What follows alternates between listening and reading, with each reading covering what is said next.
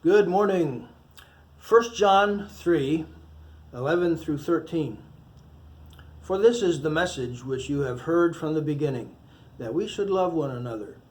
Not as Cain, who was of the evil one and slew his brother. And for what reason did he slay him? Because his deeds were evil, and his brothers were righteous. Do not be surprised, brethren, if the world hates you.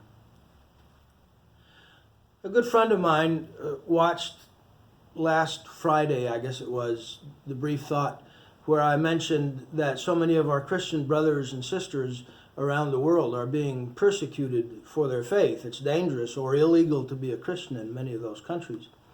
And he asked me, why is that so? Why are so many Christians persecuted just for loving Jesus? Well, it's a really good question. Especially since Jesus commanded us to love one another. Maybe we haven't done such a great job of that.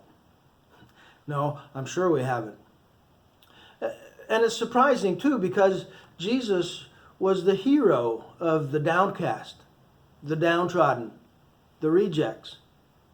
He showed mercy where everyone else was condemning. He willingly gave up his life to redeem the very people who were crucifying him, and to save all who would call upon him. And he instructed his followers to have the same spirit of self-sacrifice. Why then would so much of the world try to harm those who are trying to do them good? John tells us why this animosity exists. And it goes all the way back to Cain, who was of the evil one and slew his brother. Cain and Abel, who were real people, by the way. And he says it's because the deeds of one group are evil and the deeds of the other group are righteous.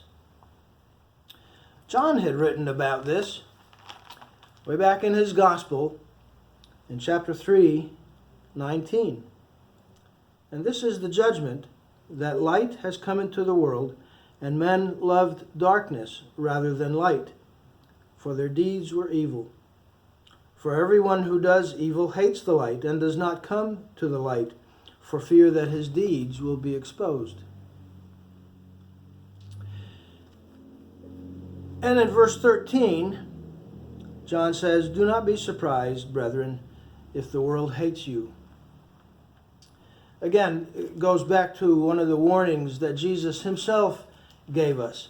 Again, in John's Gospel, chapter 15, verse 18. If the world hates you, you know that it has hated me before it hated you.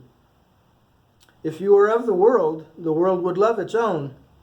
But because you are not of the world, but I chose you out of the world, because of this, the world hates you.